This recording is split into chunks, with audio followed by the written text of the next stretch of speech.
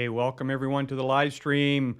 It was one of those hectic days where anything that could go wrong. I just installed an update to the live stream app that I'm using here, and sure enough, yeah, there was a few little glitches. Things weren't connecting properly. I'm streaming to multiple platforms, and a couple of the platforms went, "Huh? Yeah, it's not working." So, but hey, we're live. That's the name of the game when you go live. So we've got in store for you today. We're going to be doing some importing. I've had some questions from a bunch of my clients. And I know that some of the people that are on or maybe watching the recording after it's done are not using the Act CRM software. However, those who are, I think this is going to be a benefit to you because this is something that's not really discussed a lot, but I think it's something that people run into quite often. And so let's kind of talk a little bit about this. And I hit the wrong button really quick, but that's okay. I'm Gary Robillard. I'll be your host today. And so we're going to use the Act software. You can see up at the top, I always point the wrong place. Top left, my left, your right, whatever. Corner, this is Act training. And so for those of you who don't have the Act CRM system, because we are streaming on LinkedIn now as opposed to just YouTube and inviting my clients, we're kind of opening this up to anybody. The Act CRM software is a really great software, and it does a lot of great things. And today we're going to be talking about importing and exporting for this particular session. And I think this is going to be good. So let's without any further ado, let's dive into it.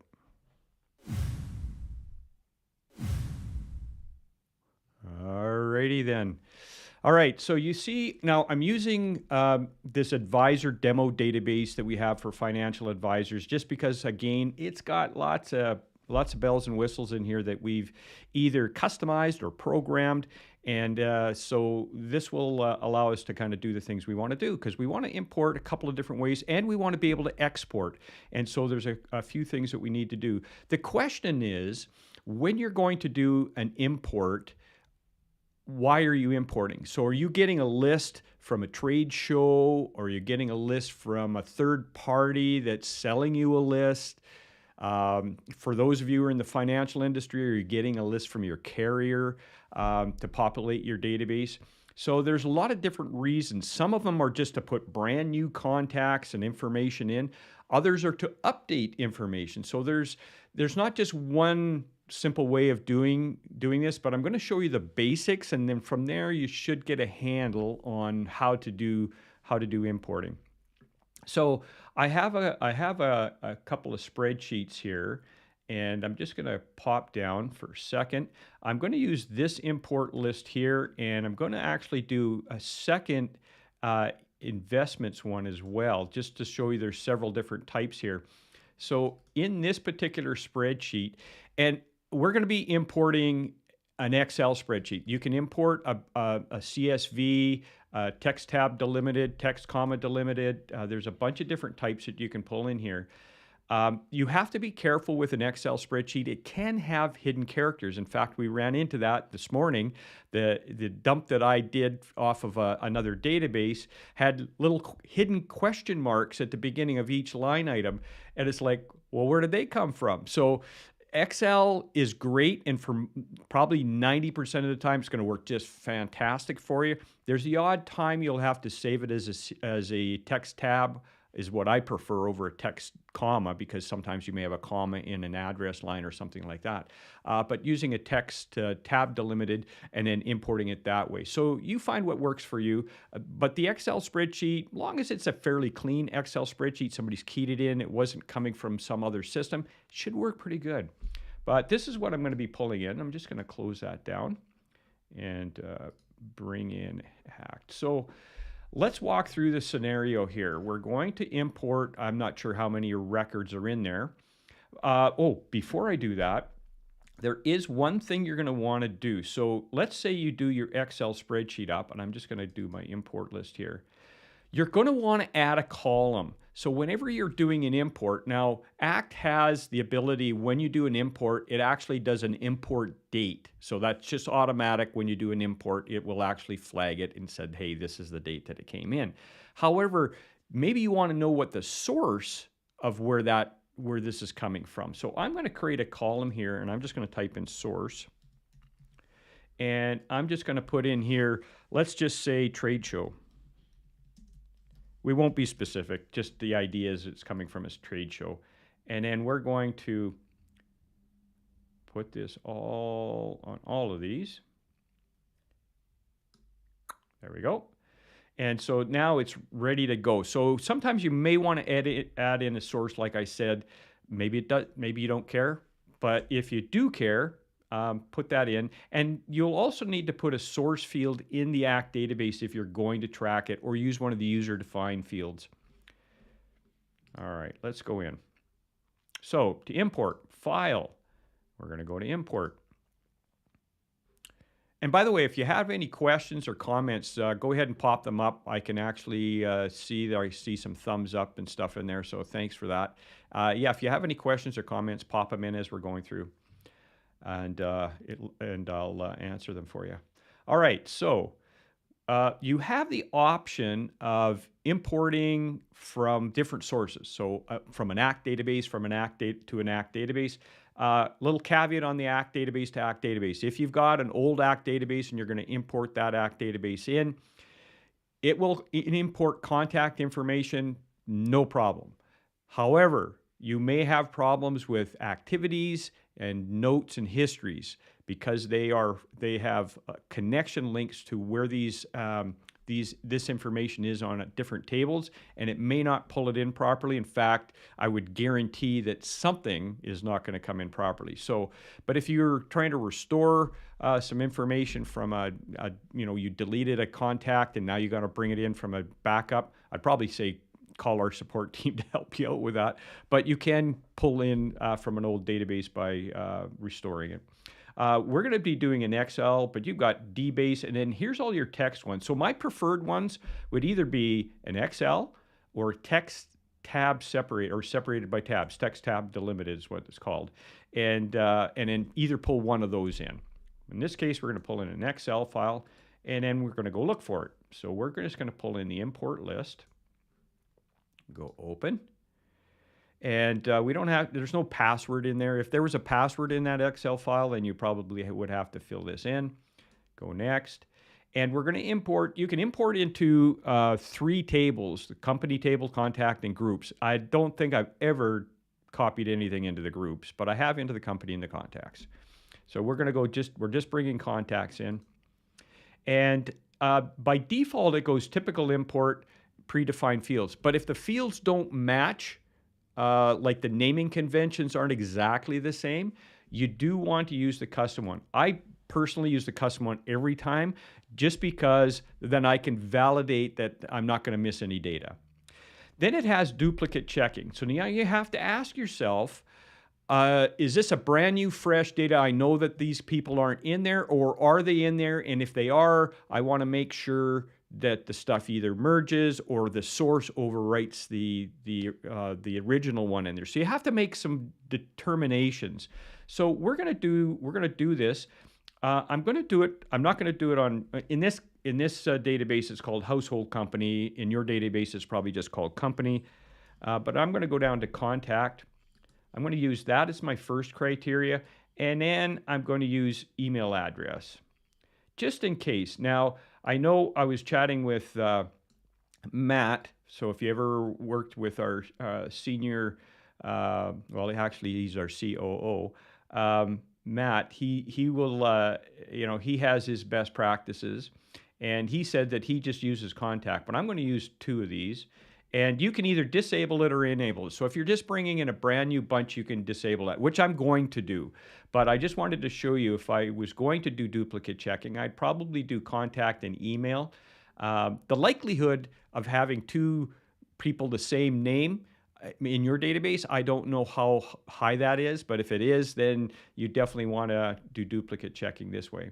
But I know that the ones that I'm pulling in aren't in there already, so I'm just going to uncheck that. And that way it's not going to do duplicate checking. I'm doing a fresh install. But if you do pull it in and uncheck this and you do have duplicates, you'll have to go clean them up after, and that's a little bit tedious as well. But let's, I'm just going to leave that on because I want to show you another setting.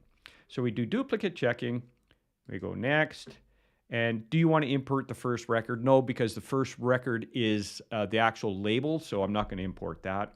Go next.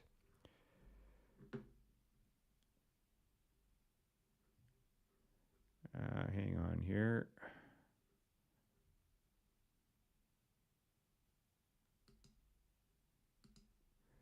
Sorry about that. Let's see here. We were getting somebody trying to sell something from Twitter. Okay, so now here you can see really quickly that there are some blank fields. It's matched up the ones that it could, but there are some that aren't. So in this database, the address one has been changed to business address, and then we have home address. These are all, let's just say these are all businesses. So I'm going to put these in business address. Business address 1. Business city. And then we got, this is household company. And you can see really quickly, and this is I've renamed this one in this database to contact type instead of ID status. Phone, let's do main phone, or let's do business phone. There we are. And then we'll go down a little bit further here. Now, this is a US database. I'm pulling into a Canadian database. So we want to go from state to province.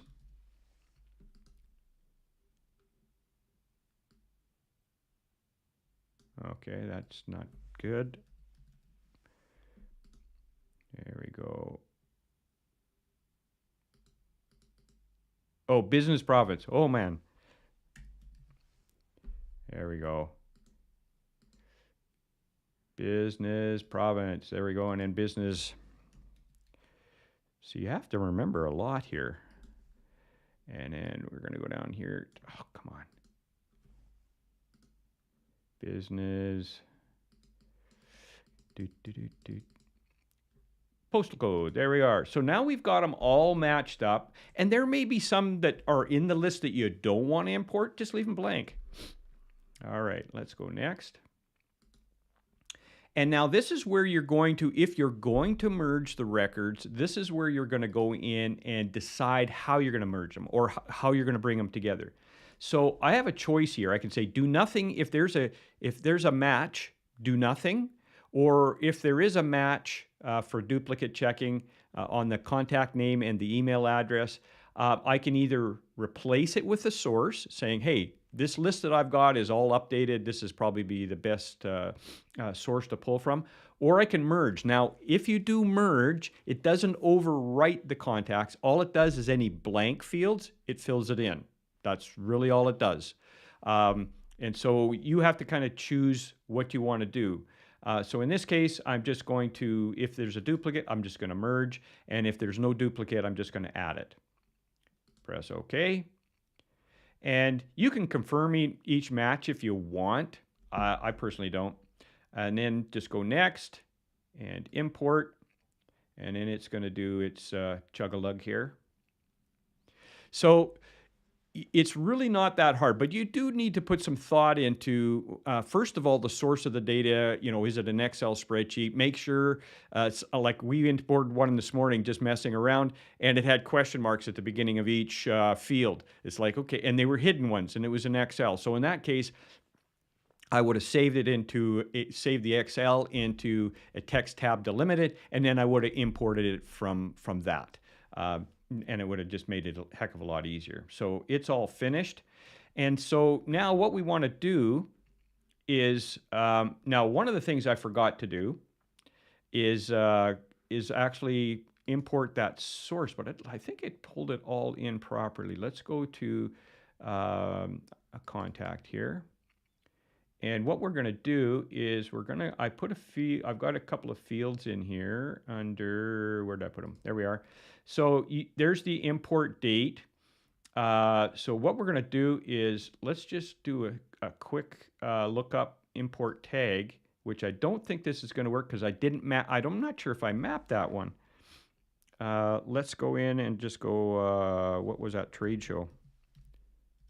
No, I forgot to map that one in. My apologies. But what we can do is we can look up import date and for today, and there's 88 that we pulled in. So, uh, so you can see how easy it is to mess up. I forgot to map that source field in that we put in for trade show. So make sure that that's in there and make sure you map it. I obviously missed that when I was going through.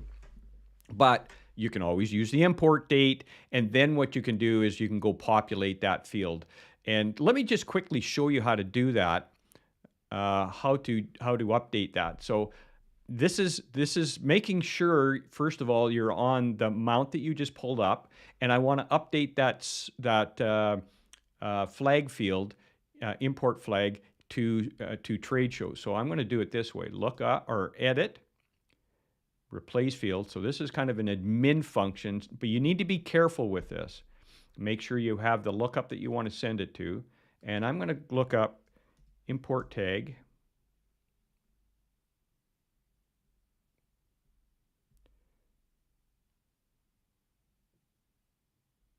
I think there it is, import tag. And we're going to put in trade show. And then press OK, and it's going to update these 88 records. And you can see it doing there. So if you do miss the flag, just do a lookup for the import date, and then just do what I just did by doing edit replace field, and this is going to update all those fields with that information. So there are ways around that. But it's one of those things you want to take your time, and I'm speeding up a little bit here because we're kind of on a time restraint here, and I want to make sure I get enough information in a short period of time. So you're not paying attention as much as maybe you should. All right, so let's open one of these bad boys up. Come on. Oh, it's maybe just finishing off. Yeah. There, it's just finishing off, so we'll just let it. Even though it's said finish, it's kind of doing its thing. Any questions so far? Go ahead and if you got a question, put it in the comments. I can access or respond to any comments that you may have. And this is not responding. I wasn't patient enough, and so you get a guy that's click happy like me, and then all of a sudden it goes, huh? What do you want to do? And this is what happens when you're doing a live stream. Things like this happen. So what I'm going to do is I'm going to force this to quit. This is not something I recommend. Let's see what we got happening here. Yeah, we're just gonna end task, and we'll pull it back up again. See, even the guy who knows what to do messes up. All right, let's get back in here, and we'll look up that by trade show, and then what we're going to do is we're going to import another list. For those of you who are using the advisor database template, you guys already have this feature, but we are coming out in first quarter of 2023 here. We're going to be coming out with an add-on to ACT, which has been used for many years already, but we haven't had it out to the public. We've only had it in this database structure called Table Manager. And Table Manager allows you to capture all sorts of information that you may want to capture. So in your database, maybe you want to capture equipment or leases or support calls, or you want to capture warranty claims, or whatever it is. You can use this add-on that we have called Table Manager to do it. So I'm going to show you how to import into Table Manager as well, just so you got a feel for that. And those who have the advisor, this will make sense to you because you have policies or accounts for investments and you want to pull stuff in. I'm going to show you how to do that. But let's go in here to And let's look up now, trade show. And there we go. There's our 88. All right, so you can see we've got our import date, which is automatic enact. It's not a field that's necessarily put on the layout, so you may have to put, I had to put this one on the layout, but it is a default field. You just may have to add it to the layout. And we won't go into that in this video or this live stream. And then you've got your tag trade show. So now you know, hey, we got this from the trade show. You can work these 88. You can actually create a group with these 88 people in here and start working them and have them come from a prospect to or a lead to a prospect to a customer, that sort of thing. All right, so let's go in and what I'm going to do is I want to show you before I do the import into the table manager. And what table manager is, this is like on this particular person, like life insurance, investments, and it has a bunch of stuff that you can add in here. So this is kind of what it looks like. This has been customized for the financial industry, but you can capture anything you want. And then you can look at the list in a list format like that. So just kind of give you a heads up. But we're going to do an import in for those people who we just brought in. We're going to bring in some stuff that correlates with them. But before we do this, I want to show you export. And there's a couple of different ways to export. The first way is you pull up the people that you want, and let's just say you want to export everyone. So let's just go view all contacts. And so we got 190 people here that we want to export out. So you can do it from this list view. So you have the details view and you have the list view. And in order to export this out, you may want to customize your columns. So I've got business address, city, business province, business postal code. So I've got this kind of laid out, but if I want to change the columns, I can access all of the columns on the left-hand side, move them over to the right side just by clicking on it. So if I wanted to use something like, oh, let me pick something.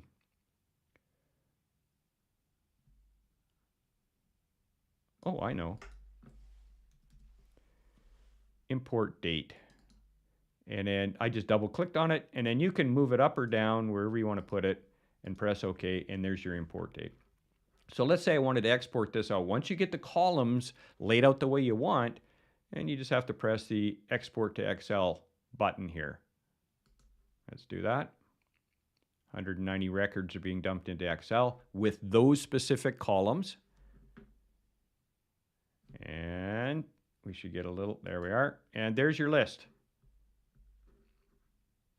Now, one thing that we found with doing from this, at least at this point in time with this update that I've got, we found that some of these fields have a hidden question mark in the front of them, even though you can't see them. So just beware of that. This is version 24, the latest version of 24 with the latest build. And so we found by happenstance that this has some hidden code in it. It never used to. And this is the first time that I've ever run into this, and it may be just this latest build. So we'll be letting ACT know that, hey, we found a bug. But that's how it works. And then you can kind of do your thing with it. The other way of exporting is going up here to File, Export.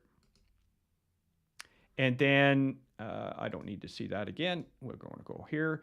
So I can export this into one of two things, either an ACT database, or I can export it into a text delimited file. So this is how you would export it into a text delimited. You'd choose the location. We'll just say desktop, give it a name, test 1, 2, 3. And so now it's got a location. Go next. And what do we want to export? You can export contacts, groups, or companies. I just use the list view, but you could use this as well. Current lookup or current record, current lookup are all contacts. We'll go current lookup, and then we're gonna go next. And then do you want comma or tabbed? Always use tabbed if you're going to export this way. And then yes, export field names. So that would put the names up at the top, like contact, contact type, business phone, that sort of stuff. Go next. And then you have to choose what field. Let's just see here. Like this is choosing all the fields that you want. So I don't think you want to dump everything out. You can actually create a map. You can actually, remove the ones that you don't want and then add the ones you want. So you can go, what you'd have to do is go down and remove each field that you don't want, which is a pain.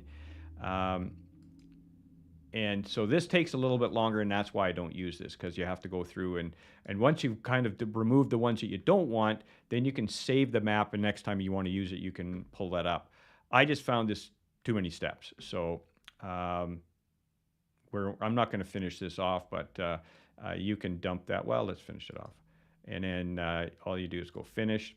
But the pain with this one, and this is why I don't use this one, is because you got to go through manually and say, okay, I don't want this field, I don't want this field, and that could take a little time. Nice thing is you can save the map and deal with it that way.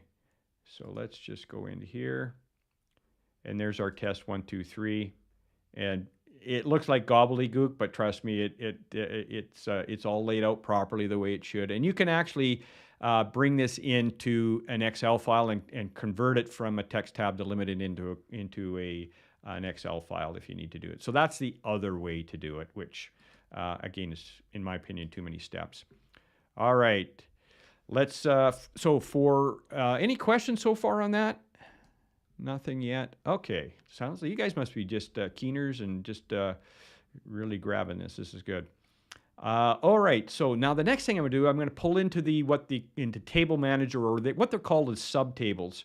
And this is we have 4 major tables in ACT. We've got contact, company, groups, and opportunities. Those are the 4 main tables. And the reason why we created this add-on is so we could create subtables. So we can have them linked to the company or the contact or the household, or company, the contact, groups, or opportunities.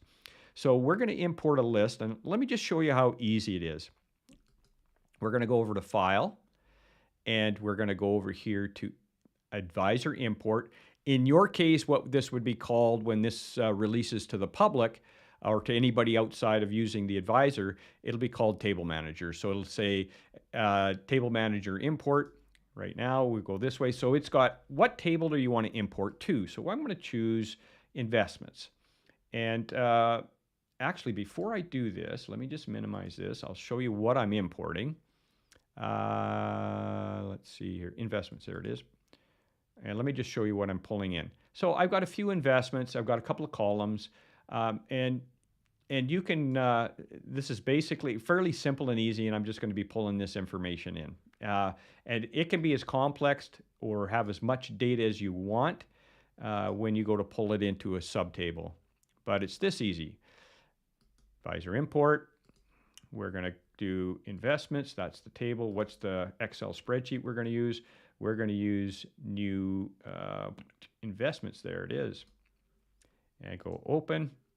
And then we go next, and it says, okay, now we have to match this subtable to the contact table.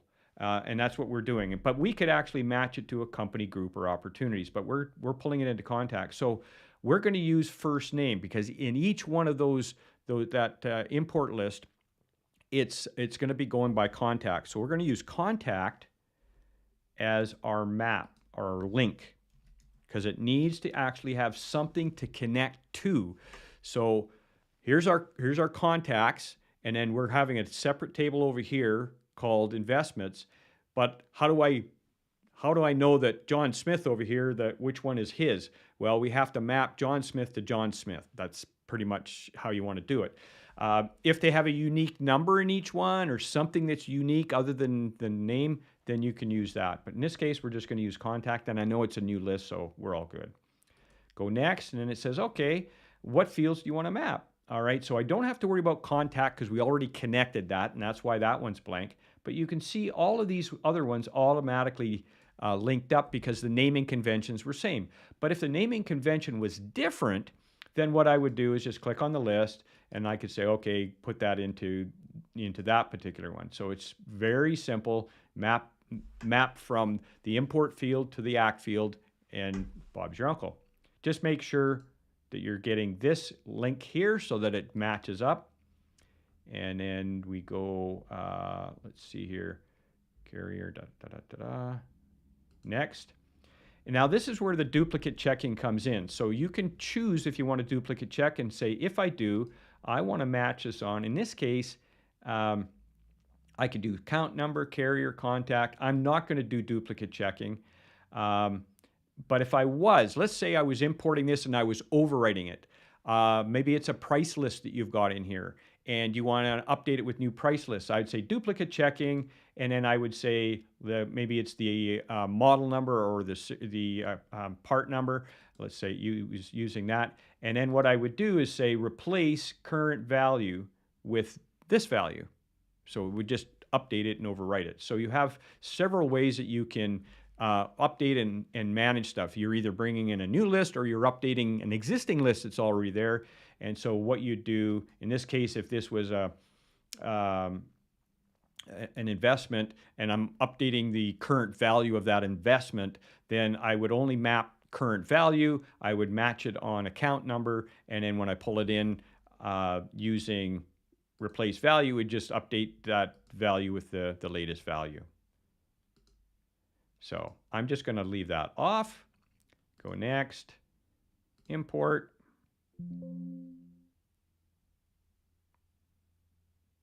Import complete. And so what I want to do is let's just go really quickly into here because I've got to find a name to actually, let's say Ed Connor. We're going to use Ed Connor there. And we're just going to go over here to look up Ed. And there's Ed Connor. And if you look under investments here, it's automatically pulled in that investment underneath that person's name. And see, you can see here's the link. That's why we link it to contact, because then it connects directly to that person. So it's pretty straightforward. It's pretty simple to do a regular import into ACT, or if you're using a subtable product like Table Manager, to go into that as well and pull your information in. You know, it's, let me turn that down. There we go. So wrap up here. Importing is actually fairly easily, but you do need to kind of do a little bit of strategy. Some of our clients, in fact, a lot of our clients just have our team do it just because we can do it pretty fast. But if this is something you're going to be doing on an ongoing basis, bringing in a list, you're going to do it. Maybe your marketing, maybe part of your marketing team is bringing in lists and they want to, get, Castle consent to send out emails and that sort of stuff. And you're bringing in lists, then, just pull in your ACT, get your spreadsheet all set up the way you want, and then just go in and follow the steps. This is being recorded, so you can always come back on our YouTube channel and watch this. And it'll also be on our LinkedIn and Facebook profiles as well. But yeah, come back and watch this if you need to go through. If you run into any snags, you can always give our support team a call, and we'd be more than happy to help you out. Hopefully this has been beneficial to you. We look forward to seeing you on our next one. I think we're going to be doing an interview on our next one. I'm not sure if it's next week or the week after, but stay ready for the invoice. I can't even speak. Prepare yourself for either an email or watch. If you're subscribed, you're going to get a notification that this thing is ready to go, and we've got another great live stream for you. Anyways, have yourself an awesome day. Hope you guys really hammer it out there and do a great job for your clients, and all the best to you.